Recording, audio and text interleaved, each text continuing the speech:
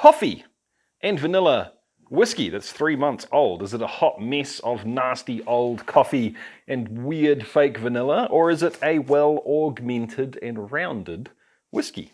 Let's find out together. How's it going, chasers? I hope you're having a kick-ass week. I'm Jesse, this is Still It, and that is the coffee and vanilla whiskey I made 3 months ago. It's been aging ever since.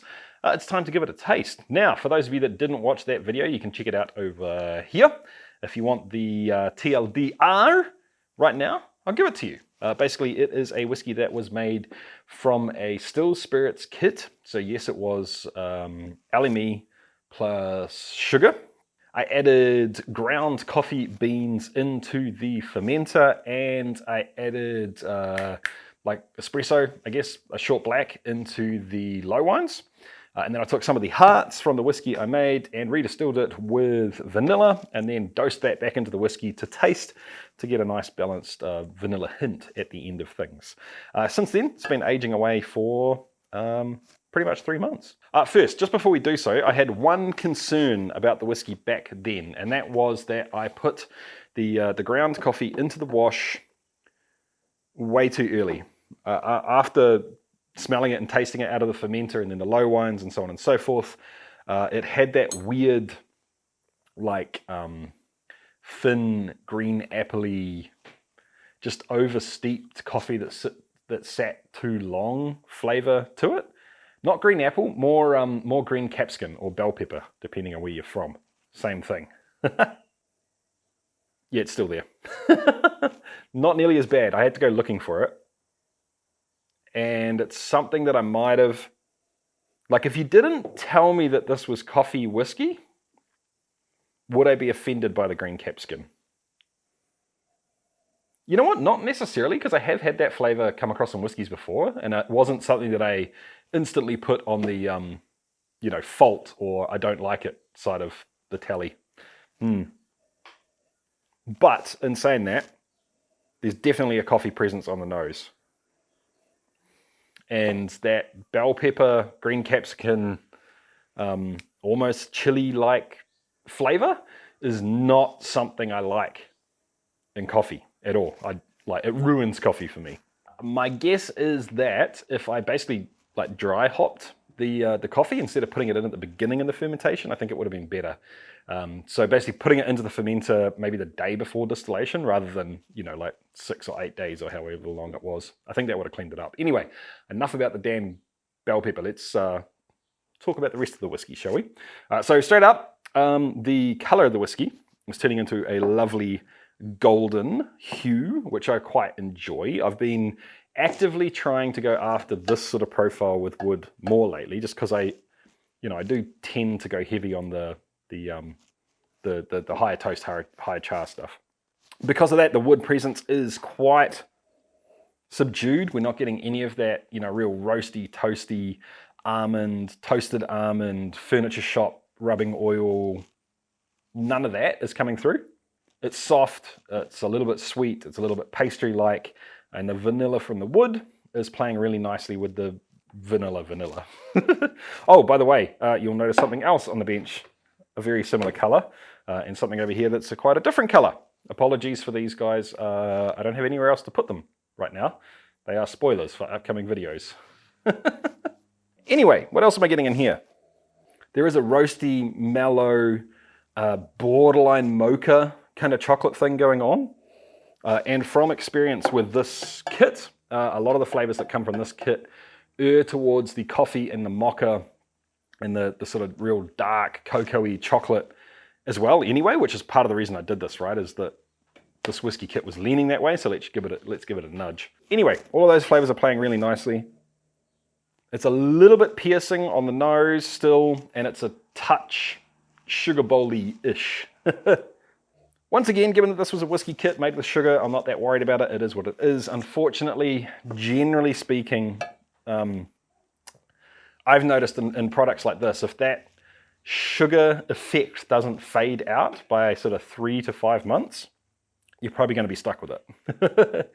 It does obviously, it does diminish more and more over time as the effect from the wood kicks in more and more, but you know, if it's going to disappear, it tends to disappear quite quickly, in my experience so far. I don't get any of that horrible bell pepper thing on the palate. None. I thought it was going to linger. I thought it was going to come back and kind of cut everything out and make it thin and fleeting in terms of the aftertaste, but it's not doing that at all. I'm being left, funnily enough, with grainy coffee and vanilla. That's quite nice. It could definitely use a little bit more body. A little bit more sugar presence from the wood, a little bit more vanilla from the wood to sort of take it away from just vanilla bean vanilla. There's a subtle difference between the two. Like, I know we use the term vanilla for the vanillins that are coming from the wood, but for me it really does taste a little bit different.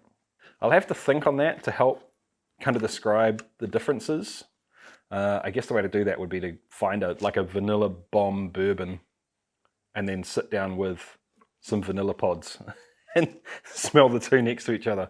Maybe it's not that different. Maybe it's other flavors in there kicking around. Anyway, this is a topic for another video. But yeah, all in all, it's quite good. There's actually a coffee presence right up front too.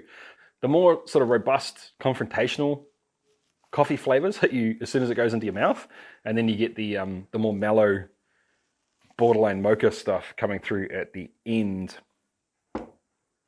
All of this is very subtle though. All of it is very subtle. Well, that's not true. You can 100% taste it. It's there. You don't have to go searching for it.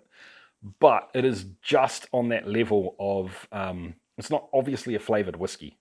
Do you know what I mean? Like, there is I'm sure there are whiskeys out there that don't have any actual coffee in them that have this much coffee flavor. And the same for vanilla. So I think we really accomplished the goal on that side of things, and that we just wanted to augment a whiskey, not, you know, make a whiskey liqueur with coffee and vanilla, if that makes sense. Anyway, I'm rambling. It's time for me to ramble about the Patreons instead. Thank you so much, Patreons, for doing what you do and supporting me the way you do. I thoroughly appreciate it, guys. I really do. For those of you at home, if you wonder why I keep talking about the Patreons, basically Patreon is a platform that allows me to put up some quote-unquote rewards. Mostly that means me trying to think of ways to give back to the people that are giving to me because I'm making these videos. Convoluted, I know, but you can go to chasethecraft.com/support to check out more of what's going on over there if you want to. If you want to, you know, do something a whole lot more simple to get something from Chase the Craft and help the channel out all in one go, is go to the same link and you can get some Glencairn glasses or some Chase the Craft hats or shirts or you name it. chasethecraft.com/support. All right, so back to this whiskey. Yeah, I am all around very happy with this. The two things that are letting it down are the bell pepper aroma on the nose, which is trending down from where it was at the beginning. I don't know, maybe it will completely go away, but I get a hunch it's not going to. And that sugar bowly, just there's sugar in the whiskey thing, and just the fact that it's not old enough. Two of those things, obviously the bell pepper and the sugar thing, I think will get better with age. They're never going to completely go away. I don't think. There's always going to be some of it there. The third, in terms of just getting a little bit more softness, roundness, sweetness from the wood, I 100% think that's going to be fine because it is low toast, low char wood. I'm probably going to be able to keep it in here for quite a long time before we have to start worrying about, you know, yanking it because of it getting peppery. I don't think that's going to happen, or astringent. It's going to be a long time before that happens. So that's good. I think we are going to be able to let this sit for, honestly, probably another year easily. But I don't know. Yeah, I guess I'll probably check in on it. What is it now? 3. So yeah, 6 months. I'll have another look at it. Make sure it's doing what it's supposed to be doing. But honestly, the biggest takeaway from this is don't go putting beans in the fermenter for that long. Or at least that's what I think I should not have done, because I haven't actually tried it. Again, if you have, make sure you let me know in the comments down below. But if you enjoyed this video, hit the thumbs up.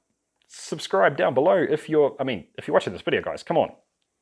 This isn't exactly the, you know, the viral Still It episode. If you're watching this video and you're not subscribed, hit subscribe. Helps you out. You get more stuff in your feed, and it helps me out a whole bunch as well. And it's free. It's great. And I'll catch you next time, guys. Keep on chasing the craft. See ya.